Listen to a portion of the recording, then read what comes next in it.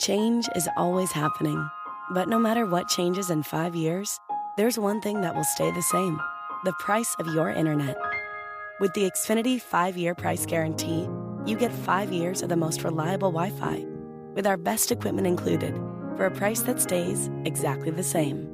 Restrictions apply. New residential customers only. Taxes and fees extra and subject to change. Most reliable Wi-Fi based on Open Signal Awards USA. Fixed Broadband Experience Report, August 2024. You've earned your place. Now let the perks prove it. At High Five Casino, the Prestige Loyalty Program delivers real rewards tailored to how you play. Reach icon status and unlock 2 extra sweeps coins and 180 more game coins every day just for logging in. And with every tier upgrade, you can score up to a 50 sweeps coin level up bonus, plus personalized daily harvests that grow as you climb. Log in now and check your Prestige tier. Your next High Five moment is waiting. HighFiveCasino.com. No purchase necessary. Void where prohibited by law. Must be 21 years or older. Terms and conditions apply.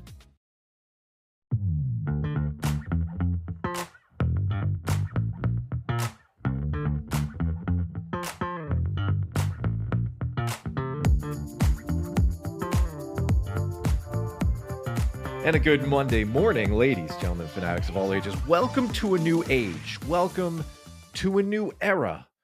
One that the Phillies haven't really been part of in, 10 plus years since the departure of Jonathan Papelbon to the Washington Nationals in exchange for franchise icon Nick Pivetta.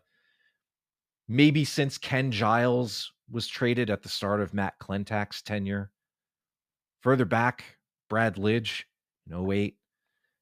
It's a spotty history, but one that has its latest entry.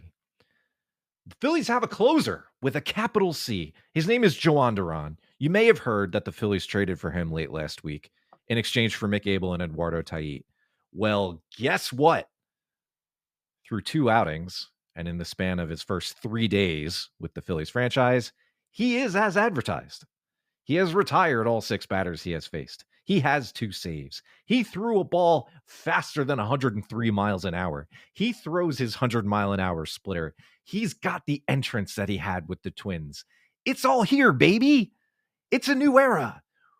We're here in the era of the flame-throwing closer, whose entrance is a cinematic event, whose mere presence has changed the calculus of the way Rob Thompson uses his pitchers. In the span of 3 days, one trade has seemingly changed so much. And so we're going to talk about that today because it's a lot of fun. The Phillies took 2 out of 3 from the first place in the AL Central, Detroit Tigers. A really good weekend of baseball, if I'm totally honest with you. It's funny that the highest scoring game was the matchup between Tarek Skubal and Zach Wheeler, and the Phillies lost. But that's okay. That happens. The Phillies retook first place in the National League East thanks to the Mets' loss on Sunday as the Phillies won on Sunday Night Baseball. The Phillies sit 63-48. They are 5.5 games in a playoff spot, half game up on the Mets. And they are still chasing, just like everybody is, the Milwaukee Brewers for first place in the National League. And with that setup, allow me to bring in from a hot spot in a remote destination in Bucks County, in his car, my co-host, The Athletics, Matt Gelb. Matt, welcome in. Happy Monday. Boy, that was some weekend at the park, huh?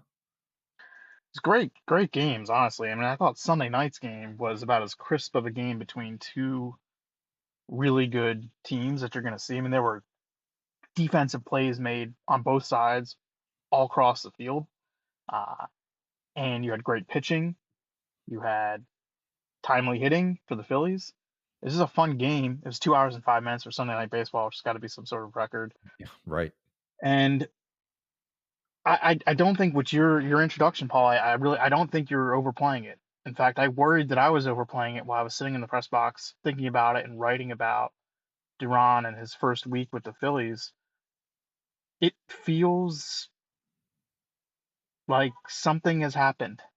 And like it's difficult to explain, but like it was just 3 games and it was just 2 appearances for their new closer. But it changes so much. And there's so many different ways to talk about this guy, and we'll try to do it on this episode. But his mere presence back there, I thought Trey Turner actually said it best. And I quoted him in my story that's on The Athletic.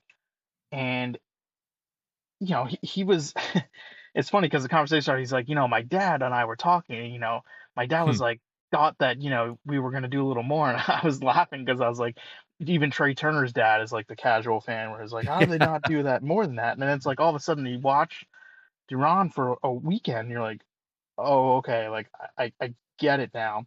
And Turner says, if you get beat, you get beat. But like it doesn't feel like you're gonna beat yourself, And that's the feeling now with Duran at the back, is that yes, he will not be perfect. He will have a blown save. Something will happen. There will be some sort of adversity. But now, you chalk it up like, okay, what, it happened. It's not as if we Hmm. have the wrong guy in the wrong spot, Mm. or they've done something wrong, they've mismanaged it. It's like, no, if this guy gets beat, it's like, it's because he got beat. It's because somebody else is better than him. But more often than not, he will win. And more often than not, if they get it to the ninth inning, they're in great shape. And that, Yep. just that mentality, it changes so much for a team. For a team that knows it's good, for a team that has known it's good, it's just like, just get it to the ninth inning, get it to the ninth inning, get it to the ninth inning, and you feel good about it no matter what happens, even if he stumbles. And that is a freeing feeling, I think, for a team that has always fretted the end of games and truly did not have a great answer for the end of games the last few years. And we saw that manifest in ugly ways in both Octobers. And I know Yeah. there's plenty of things you can point to in both 2023 and 2024 to blame for the Phillies not reaching the ultimate goal. But the bullpen is either at the top or very near the top for both years, for both failures. Because you want to go back to 2023 LCS, games 3 and game 4, like those are bullpen Yeah. problems. And if the Phillies Yeah. win one of those games, they win the National League. Seriously, like end Mm. of story. And I kept thinking, Paul, about that meme on social media where it's like, the utopia world where like the cars are flying, everyone is happy. I'm not doing a good job describing Yeah. this picture, but that's like Yeah. that's what it felt like at the ballpark, where everyone's like kind of like opens their eyes and the clouds clear, and you're like, oh, this is what it's like. Because you mentioned Papelbon and Giles, like they were really good closers, but they were not on teams that were dominant or expected to do anything. Even in Hmm. 2012, like that Mm. Papelbon's first year, like that was not a good team.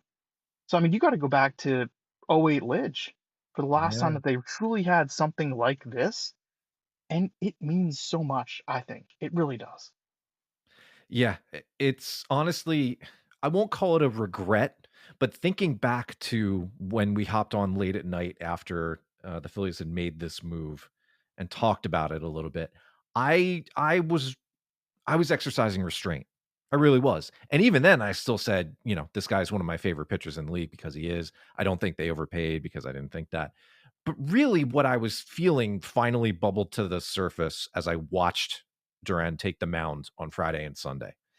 And that is, for me personally, seeing a guy who was, one of my favorites on another team come to this team is always kind of a special little moment. There aren't too many guys I feel that attached to that play for other teams that I get the chance to see get imported and come over.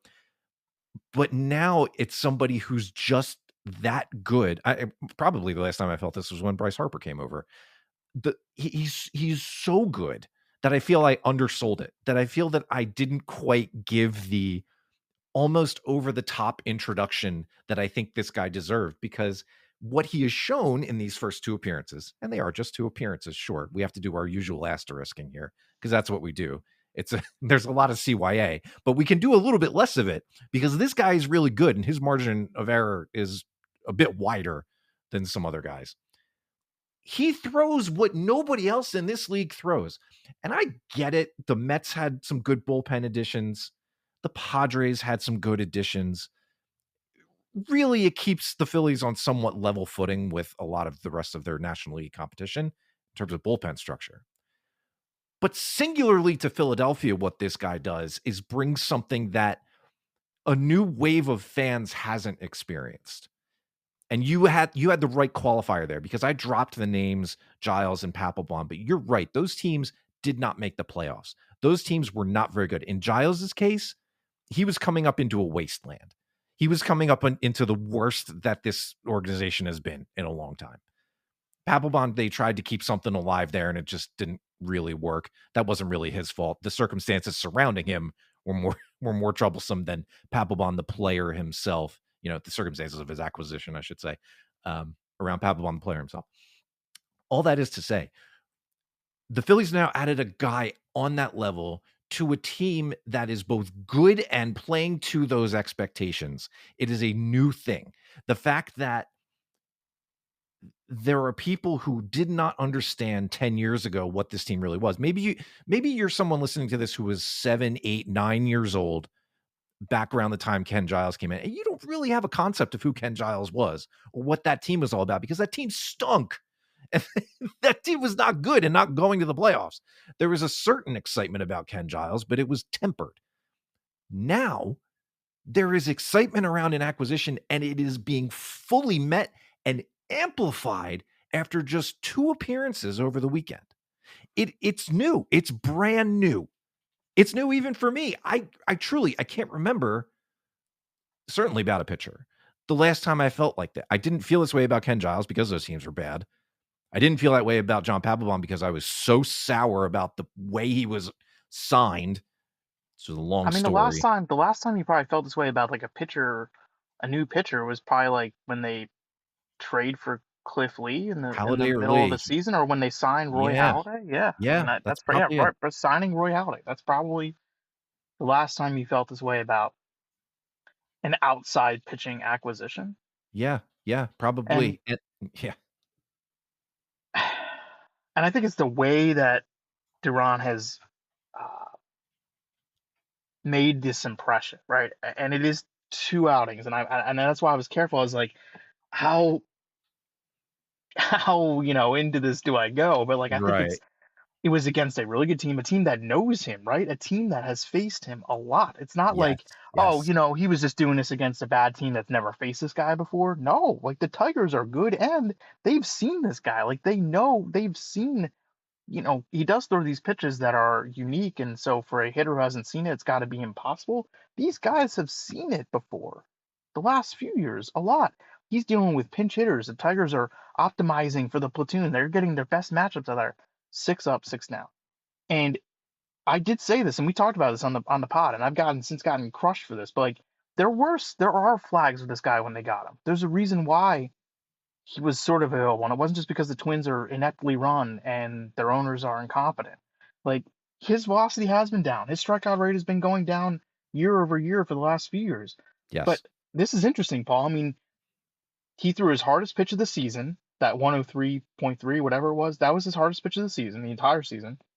And his average fastball velocity Sunday night, the highest it's been for a game this year, the entire year for Duran. So you have to wonder, is this guy, everyone around him is energized by this whole thing? I wonder if this guy's a little energized by, just being thrust into this pennant race, into this atmosphere, this environment where people have just been craving this sort of presence. And it's like he's out there and you would never know, right? That this is like such a big deal because he just looks like he's chilling out. And Trey Turner said that. He's like, it looks like he's just chilling. And it's like, seems like this guy can handle this, doesn't it? Early returns are that yes, he could, because it's hard to get a better first test. You certainly can't design it much better than having his first appearance come with the challenge that you mentioned. A couple of those guys had faced him before. It wasn't a completely new experience. A weekend series in Philadelphia, which is still, pulling in sellouts, 40,000 plus easy for each of these home games. And then top it off on Sunday night, where it's a national game. The stage is set. It's a pitcher's duel again that goes, between Chris Sanchez and Charlie Morton this time. And as the 9th inning approaches and the Phillies are holding this lead, who's coming through that door. Who's, got that little extra tick on the dial that's been, well, you turned didn't up. know though Sunday night. That's the thing, is like you didn't know, and already Rob Thompson copped to it, and like we all saw it. He's like, having Duran has already changed how he manages games. I mean, Sanchez was at 84 pitches. Like he probably should have gone back out there, but also like it would have been the right thing to send him back out there, and it was also the right thing to bring in the closer they just got for the 9th inning, right? I mean, like I can't I can't quibble with either decision. And I wrote this. I mean, the manager always looks better when he's got better options, right? I mean, like when you had a choice between your ascendant Cy Young candidate lefty at 84 pitches and 8 shutout innings to pitch the ninth, or your 102-mile-an-hour flame-throwing new shiny toy closer for the ninth inning.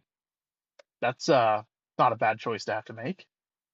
Oh, that's a win-win. That's not to give away your whole story, but there's another quote in there from JT Realmuto that I found really interesting and really pretty funny because it's a 2-run game in the ninth inning. It's not, you're not out of it. It's the top of the order, the middle of the order for the Tigers. JT says, I was calling curveball just because I wanted to see one. That was the last pitch, yeah.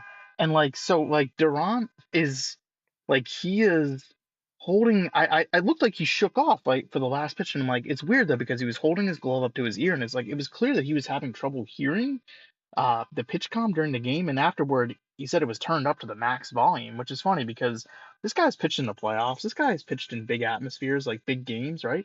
Last night was probably the loudest he's ever pitched in a game, and it was August 3rd uh, in Philadelphia. So I think that's one thing you'll have to adjust to is like being able to hear the pitch comm, in a loud environment. But Real Muto wanted the last pitch to be a curveball, and you're right. It's because he was like, I hadn't seen the curveball yet. It's like, I don't know, 2 outs, 2 strikes, 2-run game, dramatic game.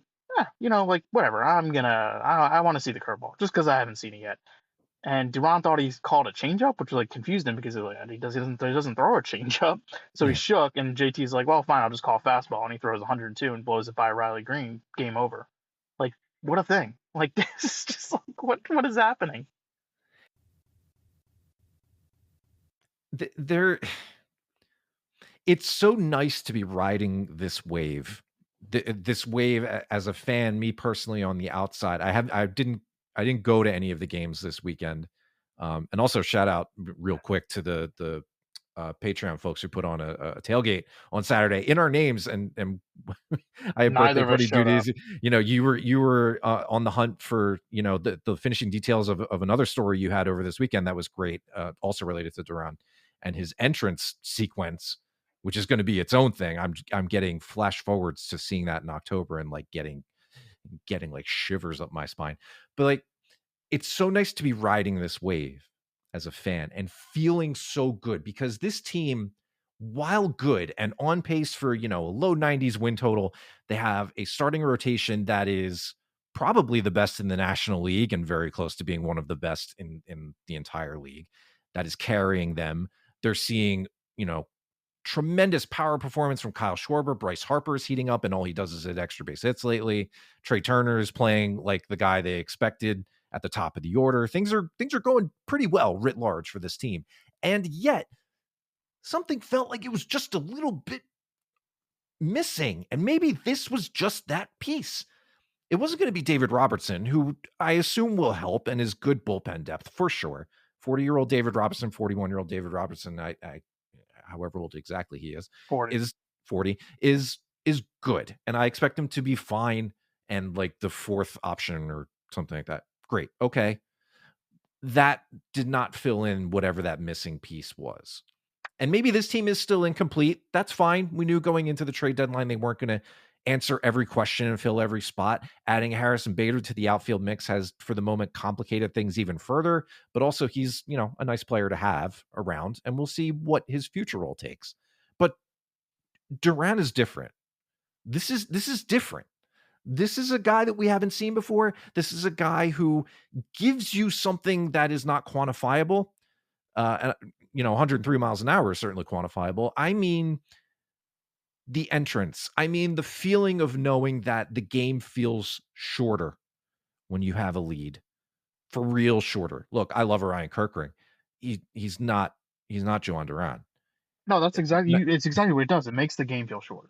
Yeah. It Yeah. makes it, and it is a mental thing. Even if, again, it's not perfect, which it won't be, it is a mental boost because it is just get it to the ninth inning. Like if we can just get it there.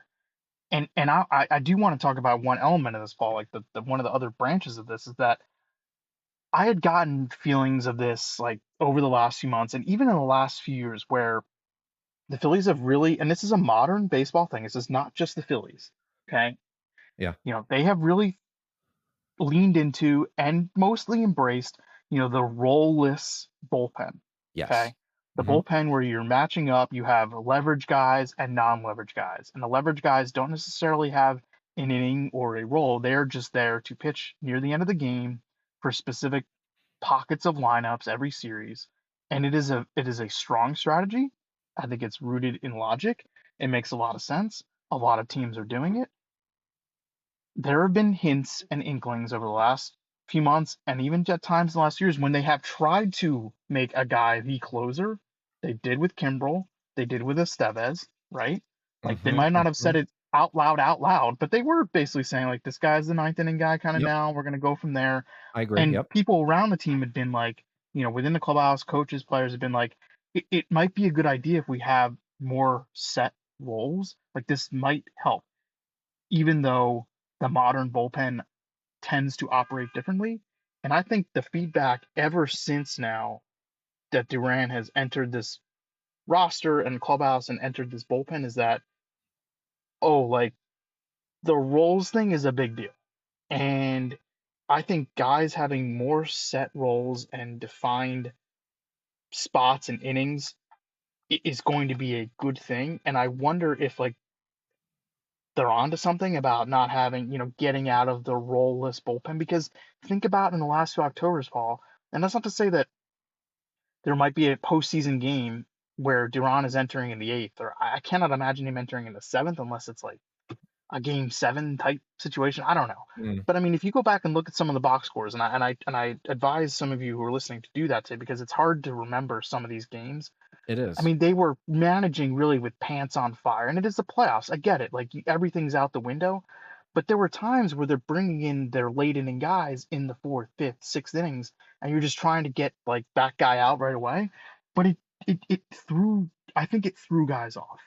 Mm. I think the jolt of going from the way it was managed during the season to the way it was managed during the postseason was just it didn't work. It didn't work. And I think having a little bit more of defined roles, that certainly the roles in early August will be different in early October, no question about that. And I understand that like you have to manage differently in October, but I do think there's something to it. And I don't think this is just a player thing. I think this is also a staff thing that was like maybe being able to at least work from the back with one guy set, and now you can have Kirkering and Strom as your designated setup men, whether that means the seventh or the eighth for those guys, depending on matchup. It just seems to make everyone more comfortable. It's definitely it's nice to get a bit of that because I am somebody who for a while, and I will still, who was pushing for more of a matchup based bullpen because I do find the logic in that. And I do see that there is, a way to navigate the later innings of a game without set roles. However, it has been very nice and very invigorating to that part of the fan in me that likes the spectacle of the capital C closer, that this is an event. Somebody said that it was like a WWE entrance, right? Where you get the Undertaker bell. I think it is actually like almost the exact same Undertaker Matt bell. Breen, friend of the podcast and a WWE aficionado, said that I made a grave error in my story, and that is that it's not a bell; it's the Undertaker's gong. Okay, get it? Grave error.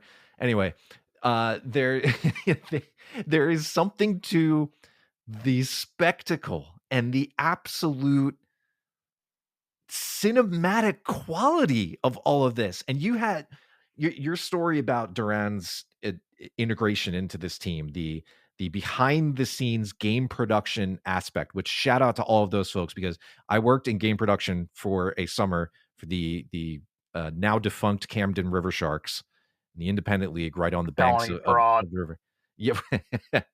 And that was a small indie league team, and you still had to hustle quite a bit to make sure, you were putting on the game, that everything was going according to the script. So at the major league level, with all the screens and buttons and levers and people that you need to manage and handle, it's multiplied both What from a was the TV best what was the best in-game promotion you guys had when you worked for the Camden River Sharks? Oh, what was the best in-game promotion? Or what was I the coolest, what was the thing that you remember the most? I remember doing the hot dog slingshot. We didn't have an air gun like the Fanatic does, but we had a slingshot that we could load some t-shirts and I think a couple tightly wrapped hot dogs along the way into the stands. All of like the 5,000 people that could fit into the, foul pole to foul pole stands in the back, and we had no berm. But that was great just to be able to walk around and like hype everybody up, do the, get up, like raise your hands and You're a good hype man. pull back on the, I feed off that energy. I think I prefer to stay a little bit low key and kind of watch things happen. No, I do. I like seeing things develop. I like, people watching, just kind of like in general.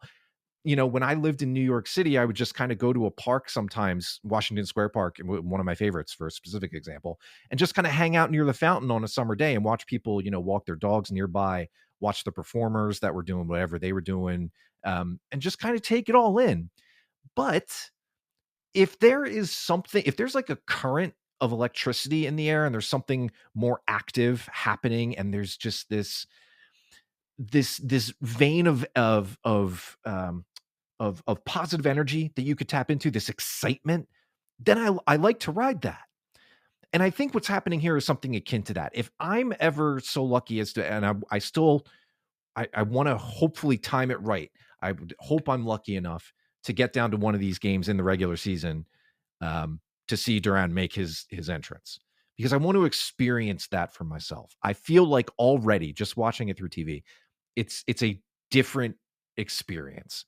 I Pretty was cool. in I was in the park for, Craig Kimbrell's thing with the lights when they would bring him in. And that was fine in the regular season because he was having a good season. It's like, okay, yeah, cool. Here's a guy who's got a really, really good shot at the Hall of Fame, probably gets in later. It's later in his career. He's coming in to pick up a save for my team. Okay. Yeah, that's pretty cool. He was only throwing like 95, then only throwing like 95. Still had his curveball. He was pretty good. The guy who throws 103 with the 100-mile-an-hour splitter brings a different kind of excitement. With the entrance that is You know? unmatched. I mean, it's like it is a show. It's really cool. I mean, like I think you can feel it if you haven't been there yet, and it's only been two times. So if you can feel it through the screen, I'm sure when you're watching it. And I think inside the ballpark, and they're still working on, like, I think the one Sunday night was a little shorter than the one Friday night, and like I think they're still, and that might have been an ESPN thing. I think they're Mm, still working on like the timing of it and like all the things that are going to go into it.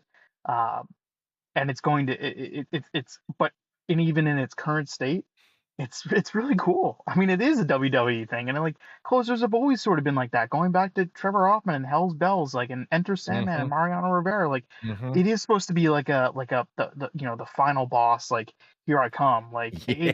it is, and like it's supposed to be fun. Like this is in the end, and it is a game, and yes, it is a lot at stake, but it is supposed to be entertainment for the fans. And with the new technology and the different things that they can do at the ballparks, yeah, I mean everybody's trying to like figure out how to make it even cooler and even more intimidating. And I don't know. I mean it's cool. It's really really cool. I I am I was excited about this team. I still am. I would have been excited if they had done one of my more tepid bullpen moves like a Caleb Ferguson or a Daly Coulomb or something like that, which now seems tame in retrospect. But there is a new level of excitement I feel about watching this team right now and for these next 2 months. And it's not just that excitement either. There's I think an added importance to adding somebody like this in the circumstances that the Phillies find themselves in, because it's been more than a month now without more than a game and a half either way separating the Phillies and the Mets atop the National League East. Even longer than that, we talked about this last week, since it's been more than 2 games. It's been almost 2 months since there was more than 2 games separating these two teams. They are furiously jockeying for position. And to add a little bit more security, just as the Mets did themselves with their deadline pickups, to add a little bit more security, it's going to be a huge thing. I can tell you games that go somewhat simply, like these first two Duran appearances have, will probably save something untold worse that will have happened once or twice, maybe even three times along the same stretch that would have happened without Duran there, if you get what I mean. There is going to be a silent benefit, a silent advantage that he gives with some of these outings. It will allow the Phillies to preserve a little bit of depth with their last spot, with their churn spot, keep a fresh arm until the 27th man is ready. And that's probably going to be Garrett Stubbs. To keep a Well, you get two spot guys. more, You get a pitcher and a hitter. or the 28th, right? But to keep that depth available to pick up some of the innings. I know the mop-up situations have been a little bit dicey sometimes, but to pick up the innings that are less stressful, that have less leverage, it's a trickle-down effect in the best way. And it's something that we talked about, and I wouldn't say we teased it, but we tried to set it up into the deadline, being like, anything they do make shifts some of these guys back in the depth chart. But in doing so, it allows the Phillies to have a stronger unit, a more potent unit that can pick up more quality outs at more times throughout the game. And that's only going to increase in importance as these wins become, much more crucial, or feel much more crucial, at least through August and September. And then you get into the playoffs. It's a great feeling to have that this guy has immediately looked good, immediately given so many fans a shot in the arm, and gives me an exciting feeling about the games that he is set up to save now as the season continues. Yeah, and so I think the natural questions now are more about the middle of the game. And whatever you think of Kirkering and Strom, and I know there's been hiccups here, and there were hiccups over the weekend for both guys. They do really profile better in the seventh and eighth inning. They do, and both of them have had fine seasons, not great seasons, fine seasons. What about before then, though, Paul? Like, what about the sixth inning? Which is a spot that they, whenever Wheeler or Sanchez aren't pitching, or sometimes Suarez. I mean, that the sixth inning will be something that the bullpen has to cover. Um, Obviously in October, but probably in the next 2 months too. So like you're getting Alvarado back August 19th. Uh, I think he's gonna, I don't think he's gonna be an end of game pitcher. So I think he's gonna be somebody who slots in that, middle of the game. And you obviously don't have him for October, but I mean for those final 6 weeks, that's not, we don't know what he's going to look like, but let's say he's 80% or 75% of what Alvarado was to start the year. That's not a bad sixth inning guy, right? No, not at all. I mean, think about this. Just reading some of the names off here, right? We have Duran, we have Kirkering, we have Strom currently on the roster. Tanner Banks, who, let up a home run, but I still feel pretty confident about him coming into the game. In the sixth inning, yeah. Yeah, as a middle inning option. Jordan Romano, maybe you get one of the good appearances when he comes in. I don't And know. and then the current bullpen has Max Lazar, Seth Johnson, Alan Ronhell. Well, you replace two of those three guys with Alvarado and Robertson for the last month and a half of the year, and all of a sudden you're looking at a pretty deep unit out of almost nowhere, right? We spent so much time these first 4 months being like, oh, this bullpen, we got to hold on, we got to white knuckle it a little bit. Well, the Phillies got here in first place. Now they have their biggest gun maybe ever back there. He did throw the hardest pitch in Phillies history. Yeah, so literally that. And they're going to add two more guys who are absolutely competent major league depth, and that's like the least complimentary thing you can say about them. If Alvarado, Sure. and Alvarado, you say he's been throwing around Venezuela, I think like there are rules around his suspension. He's back, Yeah. right? He's back in the States. He will. He is meeting with team officials not at the ballpark, and maybe somebody from the medical staff not at the ballpark on Monday, and then he will be coming to the ballpark on Tuesday, Okay. and then he'll go on a minor league assignment. I don't know where he'll go. They don't know when. They do know, but they haven't told us where he'll go or when he'll pitch. Okay. But he is eligible on the 19th. Okay. So he'll probably do something similar to the Robertson ramp up where he'll get a Yes. couple outings, do a back to back. Is there any thought of, well, you probably don't do this. Is there any thought of having him do an up down, maybe try and go for 4 outs? Probably. I'm Okay. sure they will. Because again, Yeah. like you have a couple leverage guys now, and like, Alvarado, we don't know what he's going to be. I mean, they might need him to be like maybe a 4 or 5 out guy in the middle of a game down the stretch. And then Robertson, I don't know. I mean, he's given up some runs at AAA, which I kind of look the other way on, but I think you're more looking at the stuff. And he's Yeah. needed a lot of pitches to get 3 outs in some of these outings. Now, his last outing, he was 92 to 93. He actually hit 94, Okay. uh, which is about where they want him to be velocity wise. When he first started down in the minors, it was more like 90, 91, and you're like, I don't know about this. Yeah. Yeah. But they keep saying, well, he's in spring training mode. He's in spring training mode. He was eligible to be activated Tuesday, tomorrow. He will not be activated Tuesday. He's going to get at least one more. Uh, I don't know. I mean, I guess it depends on like how high the bar, like what the expectations are here for him. And I think at this point, like you're not expecting him to be the closer. Obviously, you're not expecting him really to be a primary setup man. You're expecting him to hopefully be that middle reliever who can help you get out of a sticky situation, maybe like Hmm. inherit some runners on base, get a strikeout. I don't know. I mean, like what? Yeah, I don't know. I don't know where you stand on him. I mean, because like they do. There are some questions in the middle here. No matter how you feel about Tanner Banks or whatever version of Alvarado returns, and again, you don't have in October, of course. Like Robertson is kind of still important to this thing. Well, sure. Sure. Because I go back to the last three names I mentioned that are currently on the active roster in the bullpen: Max Lazar, Seth Johnson, Alan Ronhill. Lazar has shown that he's interesting in a middle relief capacity. Johnson is somebody who's interesting to, uh, Lower leverage, yeah, yeah, a project still. stuff Mahler's. Yeah, he's not quite there yet. And Alan Ronhill is right Come on, now a man. prototypical churn arm, and that's fine. But that's more than a third of your bullpen, and you're going to replace two of those three guys with guys who have been there, done that, pitched in high leverage spots a lot of their careers. Alvarado, when he's at the top of his game, is one of the better relief pitchers in baseball still. Sure. Robertson has And been we with don't this know team what, sometimes, yeah, and we don't know what Alvarez. And again, you don't have him in October, but hypothetically, Jesus Luzardo slots into the Alvarado role in October. yes, Hypothetically, that's the part we haven't even touched on yet, because Aaron Nola is still trying to make his way back from his injury. And when he does, there's going to be a rotation shift of some kind. And eventually they're going to need to figure out which of these starting pitchers they want in the bullpen. It's not going to be Wheeler, and it's not going to be Chris Sanchez. That's all I'll say about that. There's maybe a 1% chance it's Ranger at this point, only because he's done it before, but probably not.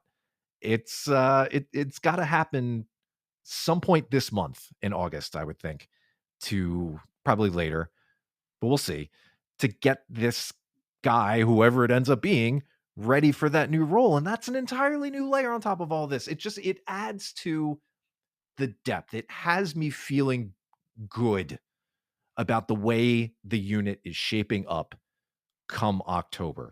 Getting everybody there healthy is, of course, always and forever of paramount importance. I trust the medical staff there because they continue to be really, really good at that job and keep these guys on the field. By and large, it's tremendous. you mentioned the Mets, which is interesting to me, Paul, Yeah. because you're right. I mean, they've been jockeying back and forth. I think what stands out to me uh, is how different their pitching staffs operate right now. The Yes. Mets have had one starter not named Dave Peterson get to 7 innings since like the first week of June. Mm-hmm. Their rotation is not giving them anything right now. No. Uh, and they did stack the bullpen. I mean, I thought they made some really good acquisitions at the deadline. Helsley and Rogers are phenomenal, and they give you different looks. They are set up man on that team because you got Edwin Diaz sitting back there for the ninth. Their bullpen is deep.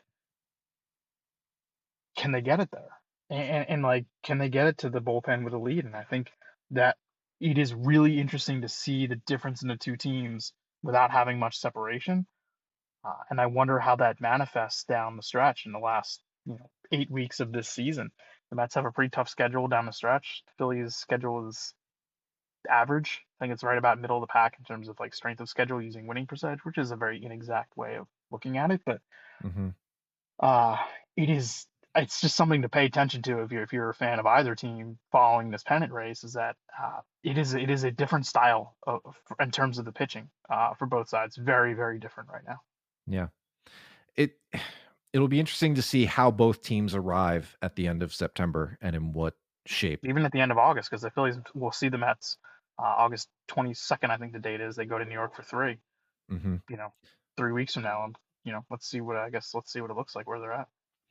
And speaking of that, and one final, I guess, injury update here, as Alec Boehm is the lone position player still on the injured list as he's making his way back. What's the latest on him? When do the Phillies expect him to rejoin the team? I think he's going to go on an assignment at some point this week, later this week. Mhm. He's progressing, and he feels good about where he's at. He's taking more swings. He could hit in the cage today. Um, has not felt any pain from that cracked rib. That seems like it's healed pretty well. The small crack. Uh, and yeah, I mean he's been doing a lot more activity on the field, just running and fielding, and then he's the tee work and the cage work is more important because the swing is the most strain that you'll put on that cracked rib. And I think he's back within 2 weeks on the major league roster. I mean, they're looking like 7 to 10 days, I think, and we'll see how much they push him. But I think he's moving along just as they had hoped he would. So right now, here as we sit on August 4th, 2025, happy birthday, Mom. The Phillies they're good and they're getting the cavalry. They're getting the reinforcements. It's a really good spot to be in because they're going to need these guys. They're going to need the depth that they can muster You to know what would finish. help What's that? What would if they help? scored a few more runs earlier in the games, just to Just take a a little bit couple. of stress off their starting Just a pitcher. couple. Because their You know, starting pitchers, you wait, what was that stat that you dropped on us about? yeah.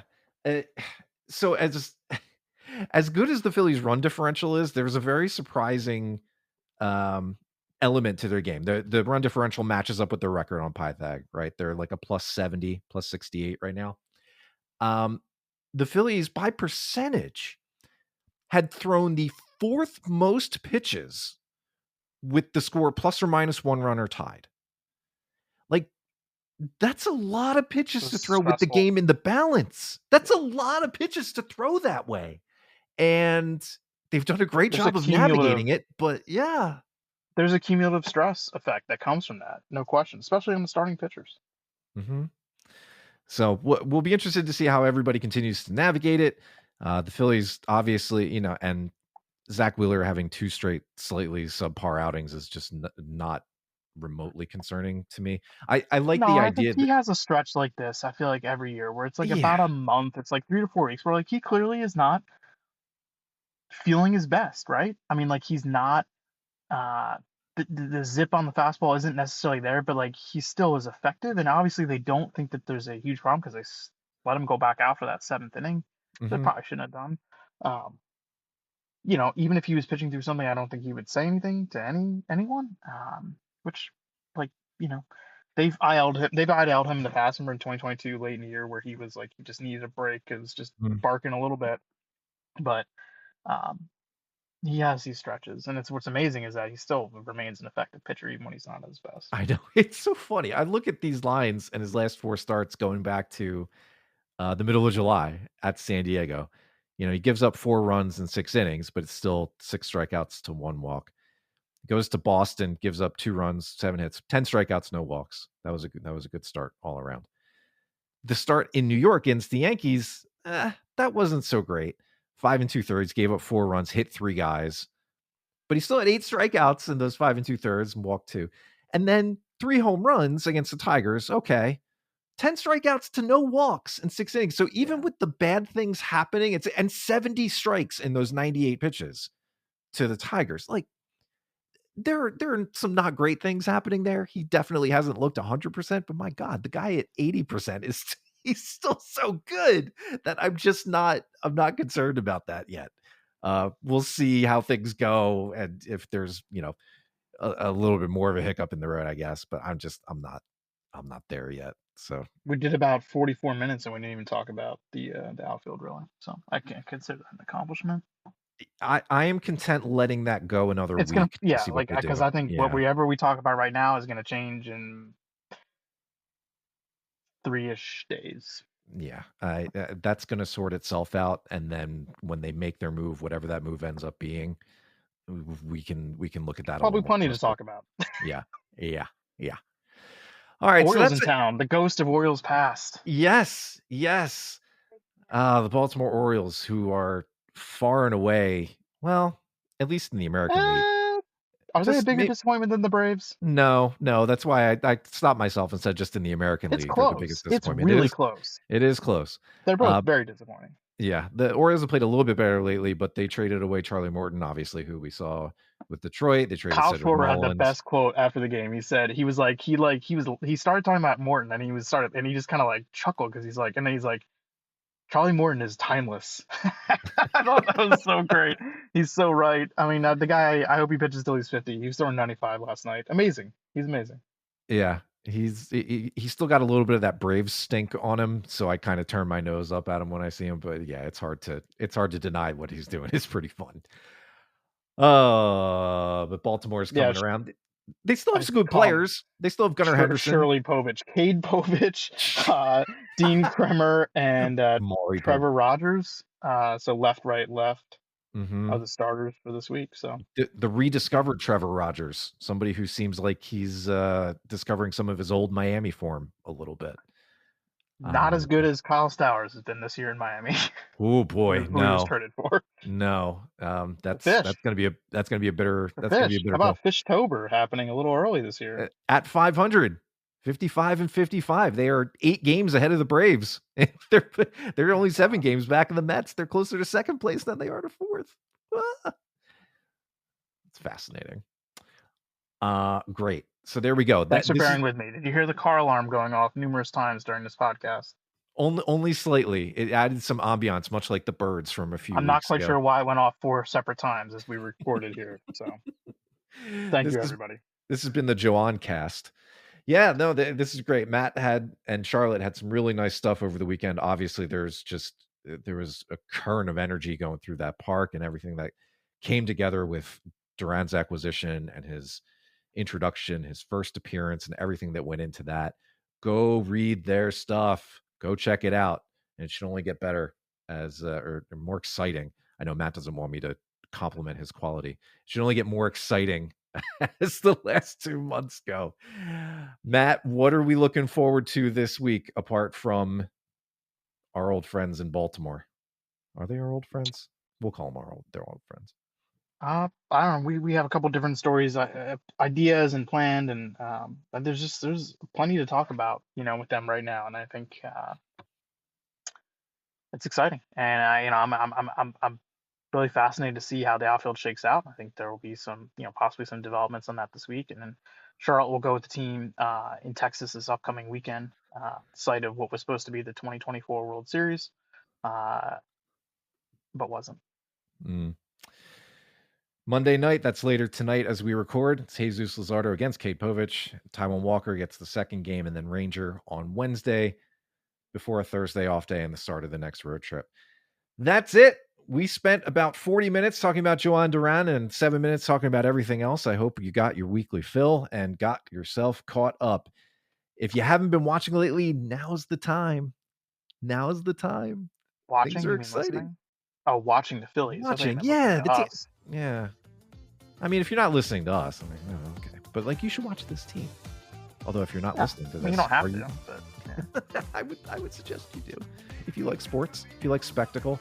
And I think I'm going to end the episode here because I'm doing my vamping thing. Thanks everybody for listening. This has been Phillies Therapy, part of the Believe Podcast Network.